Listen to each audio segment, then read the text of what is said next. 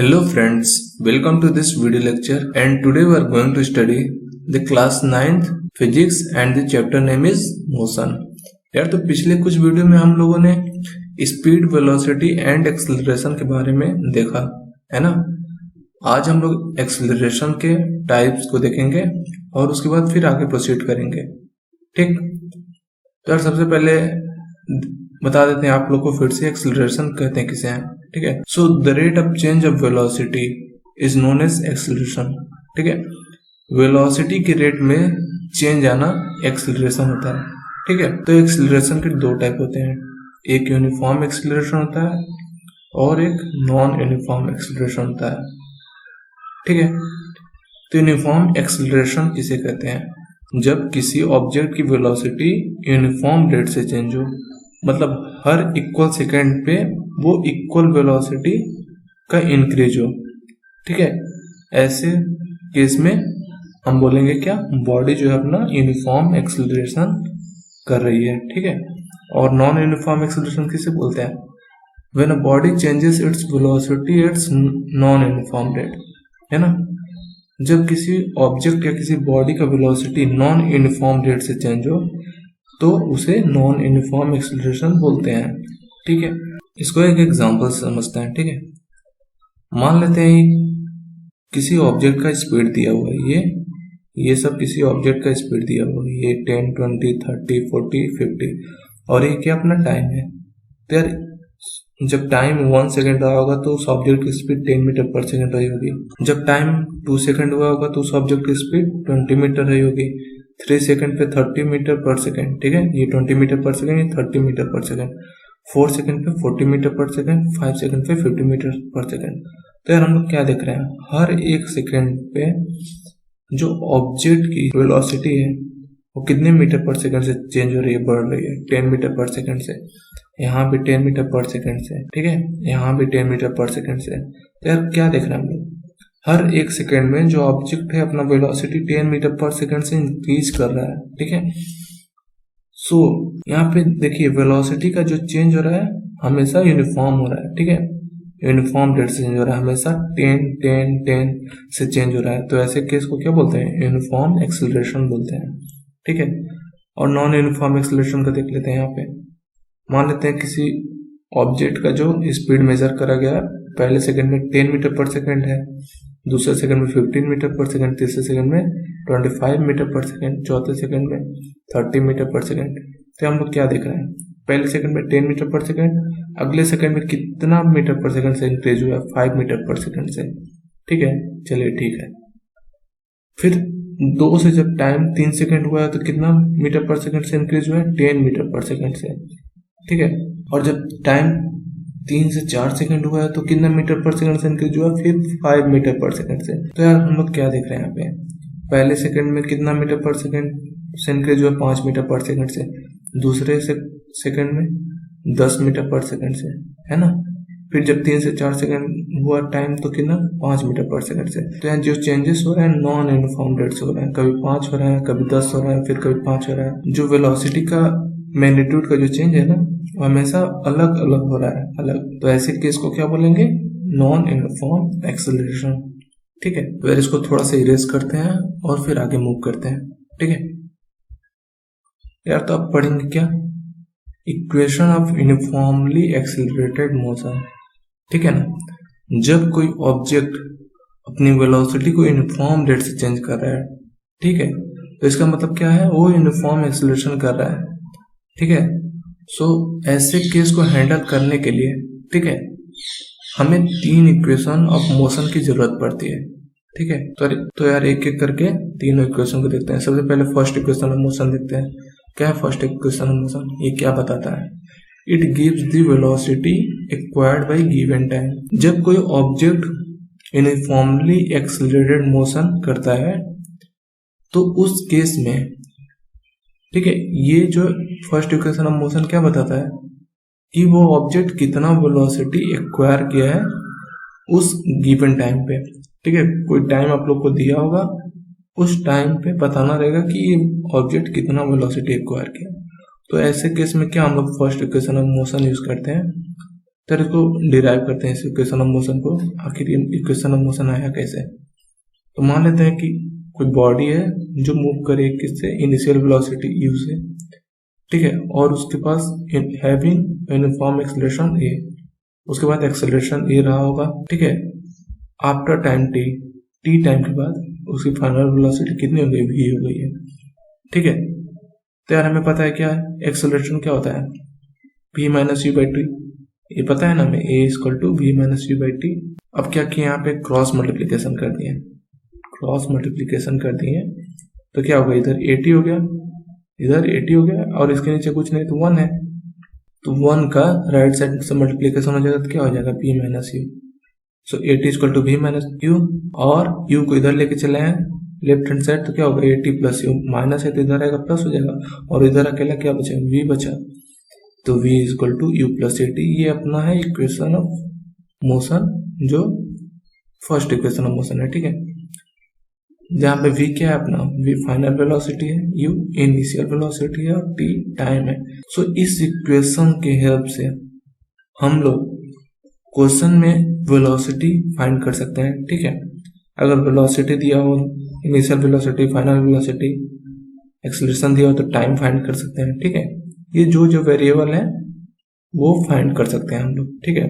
अब मूव करते हैं क्या, सेकेंड इक्वेशन ऑफ मोशन के ऊपर, ठीक है। सेकेंड इक्वेशन ऑफ मोशन क्या बताता है, it gives the distance travelled by body in time t।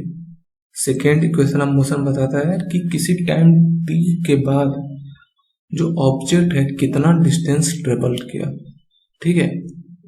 जब कोई ऑब्जेक्ट स्टार्ट रहा होगा और जब उसका जर्नी एंड हुआ होगा तो कुछ टाइम लगा होगा इसके बीच में, तो कितना डिस्टेंस ट्रेवल करके वो ऑब्जेक्ट उस जर्नी को कंप्लीट किया, वो सेकेंड इक्वेशन ऑफ मोशन बताएगा, ठीक है।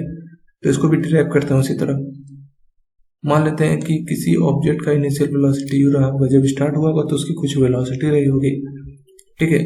यूनिफॉर्म एक्सेलरेशन ये रहा होगा, ठीक है, और t टाइम के बाद वेलोसिटी उसकी v हो गई होगी, ठीक। तो यार हमें पता है क्या, डिस्टेंस ट्रेवल क्या होता है, distance travel average velocity into time होता है, पता है ना सभी को। डिस्टेंस ट्रेवल किसी बॉडी का एवरेज वेलोसिटी इनटू टाइम होता है, ठीक यार। और पिछले वीडियो में हम लोगों ने क्या देखा था, जब कोई ऑब्जेक्ट यूनिफॉर्म रेट से अपनी वेलोसिटी को चेंज कर रही है, ठीक है, तो उसकी एवरेज वेलोसिटी क्या होती है, क्या होती है, u plus v by two, ठीक है। u plus v by two इसकी एवरेज वेलोसिटी होगी जब कोई ऑब्जेक्ट यूनिफॉर्म रेट से अपनी वेलोसिटी को चेंज कर रहा है, ठीक है। तो एवरेज वेलोसिटी क्या होगी, u plus v by two, और टाइम क्या है t, तो यस बराबर क्या हो गया, u प्लस v की जगह हम लोग फर्स्ट इक्वेशन ऑफ मोशन रख लिए, क्या पुट कर लिए, u प्लस 80, तो क्या होगा u plus 80 by two into time, ठीक है।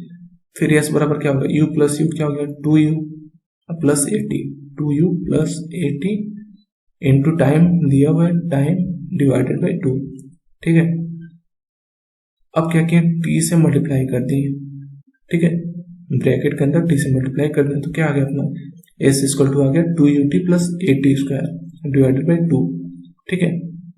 अब क्या किया यार, ये एक एक्सप्रेशन है, ठीक है, जो टर्म्स मिला के बनी हुई है, तो यार बीच में पॉजिटिव है, दोनों टर्म्स को खोल देते हैं, ठीक है। ये टोटल पे डिवाइडेड 2, तो क्या हो जाएगा 2ut by two plus 80 square by 2, कोई दिक्कत वाली बात नहीं है, ठीक है। तो क्या हो गया, s equal to ut plus half 80 square, या 2 से 2 यहाँ से कैंसिल हो गया, तो क्या बचा, ut बचा, ut प्लस हाफ 80 स्क्वायर, तो ये अपना क्या हो गया है, यस जो है टोटल डिस्टेंस ट्रेवल हो गया। इनिशियल वेलोसिटी आप लोग को दी हुई होगी, टाइम दिया हुआ होगा, एक्सेलरेशन दिया होगा, तो वहां से हम लोग फाइंड कर सकते हैं कि ऑब्जेक्ट कितना डिस्टेंस ट्रेवल्ड किया, ठीक है। तो सेकेंड इक्वेशन ऑफ मोशन के हेल्प से हम लोग पता कर सकते हैं कि ऑब्जेक्ट कितना डिस्टेंस ट्रेवल्ड किया, ठीक है। सर मूव करते हैं थर्ड इक्वेशन ऑफ मोशन के ऊपर। यार थर्ड इक्वेशन ऑफ मोशन क्या हमें देता है, it gives the velocity acquired by body in travelling a distance s, ठीक है। कोई बॉडी अगर मूव कर रही है तो अगर s डिस्टेंस अगर ट्रेवल करी है तो s डिस्टेंस ट्रेवल करने के बाद वो कितनी वेलोसिटी एक्वायर करी है, ठीक है, वो थर्ड इक्वेशन ऑफ मोशन हमें बताता है। तो यार फर्स्ट इक्वेशन ऑफ मोशन और थर्ड इक्वेशन ऑफ मोशन दोनों वेलोसिटी बताती है, लेकिन फर्स्ट इक्वेशन ऑफ मोशन क्या बताती है कि किसी टाइम t के बाद वेलोसिटी कितना एक्वायर करी है कोई ऑब्जेक्ट। लेकिन थर्ड इक्वेशन ऑफ मोशन क्या बताता है, किसी s डिस्टेंस ट्रेवल करने के बाद किसी बॉडी का वेलोसिटी क्या रही होगी, ठीक है, हमें थर्ड इक्वेशन ऑफ मोशन से पता चलेगा। ठीक, तो यार हमें पता है, अभी सेकेंड इक्वेशन हम लोग डिराइव करके आ रहे हैं, तो हमें पता है क्या, s equal to u t plus half a t square second equation of motion है। और हमें यह भी पता है कि एक्सेलरेशन क्या होता है, v minus u by T, ठीक है। तो अगर सिर्फ हमें t चाहिए, t यहाँ से t चाहिए, तो क्या करेंगे, t को इस साइड ले जाएंगे, ठीक है, और एक्सेलरेशन से डिवाइड कर देंगे, तो क्या हो जाएगा, t equal to v minus u by a, ठीक है।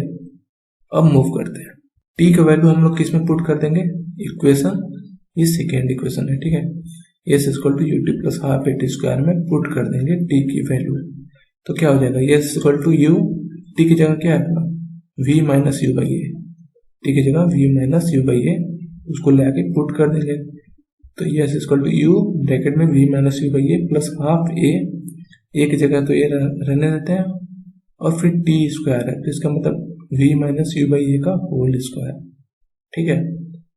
अब क्या करेंगे, u से मल्टीप्लाई कर देंगे, तो यार न्यूमरेटर का न्यूमरेटर से मल्टीप्लाई, डिनोमिनेटर का डिनोमिनेटर से मल्टीप्लाई, तो क्या हो जाएगा, u का पहले मल्टीप्लाई होगा v में, तो क्या होगा u v minus u square, ठीक है, माइनस यू स्क्वायर, तो u v minus u square, और नीचे का नीचे ए हो जाएगा, प्लस है तो प्लस, ठीक है, हाफ, एक जगह क्या, एक को इसी तरह एज इट इज छोड़ते हैं, एक को यहाँ पे एज इट इज छोड़ते हैं, और v माइनस यू का whole square, v minus u का whole square divided by a square, तो 1/2 तो पहले से था, फिर v माइनस यू का whole square divided by a square, ठीक है, इंटू ए, ये वाला ये यहाँ पे। अब मूव करते हैं, तो ये इसको एज इट इज जैसे था वैसे लिख दिए, प्लस यहाँ पे देखिए a से a कैंसिल, ए स्क्वायर का एक ए कैंसिल, तो क्या नीचे बचा, नीचे 2a बचा, ऊपर क्या बचा, v माइनस यू का whole square, v minus u का होल स्क्वायर क्या होता है, v square plus u square minus 2uv, ठीक है। अब यहाँ से 2a एलसीएम ले लेते हैं, 2a एलसीएम ले लेते हैं, तो s इक्वल टू क्या हो गया, 2a एलसीएम, a से 2a डिवाइड करेंगे तो क्या बचेगा 2, और 2 का मल्टीप्लाई यहाँ पे कर देंगे, तो क्या हो जाएगा 2 ब्रैकेट में uv minus u square plus 2a का मल्टीप्लाई डिवाइड करेंगे 2a से, तो क्या बचेगा 1, और 1 का न्यूमरेटर से मल्टीप्लाई कर देंगे 1 का, तो क्या बचा v square plus u square minus 2uv, ठीक है। अब क्रॉस मल्टीप्लिकेशन यहाँ से कर देंगे, तो 2 इधर चला जाएगा मल्टीप्लाई ऊपर, और 1 का मल्टीप्लिकेशन इधर हो जाएगा, तो क्या बचा 2as इक्वल टू, इस 2 का मल्टीप्लाई करेंगे 2uv minus 2u square plus इस वाले ब्रैकेट को एज इट इज खोल के लिख देंगे, v square plus u square minus 2uv, ठीक है। अब 2as इक्वल टू क्या हो गया, प्लस 2uv और माइनस 2uv कैंसिल हो गया, बचा क्या अपने पास, v square plus u square minus 2u square, ठीक है। तो v square plus u square में से माइनस 2u स्क्वायर कैंसिल चला जाएगा, तो क्या होगा v square minus u square बचेगा कि नहीं, यहाँ पे आपने देखे v square plus u square minus 2u square, तो v स्क्वायर का v square as it is, u square में से माइनस 2 स्क्वायर जाएगा तो क्या हो जाएगा माइनस यू स्क्वायर, ठीक है। तो वही हम लोग यहाँ पे v square minus u square solve करके लिख दिए, 2as equal to v square minus u square, तो v स्क्वायर बस निकालना होगा तो क्या होगा यू स्क्वायर प्लस 2as, ठीक है। और v यहाँ पे अपना क्या हो गया, v हो गया अपना फाइनल वेलोसिटी, u अपना इनिशियल वेलोसिटी, a एक्सेलरेशन और s डिस्टेंस ट्रेवल्ड, ठीक है। तो अगर क्वेश्चन में दिया होगा कि कोई ऑब्जेक्ट s डिस्टेंस ट्रेवल किया, ठीक है, एक्सेलरेशन कुछ दिया होगा और वेलोसिटी कोई दी होगी, इनिशियल वेलोसिटी, फाइनल वेलोसिटी, कोई वेलोसिटी दी होगी।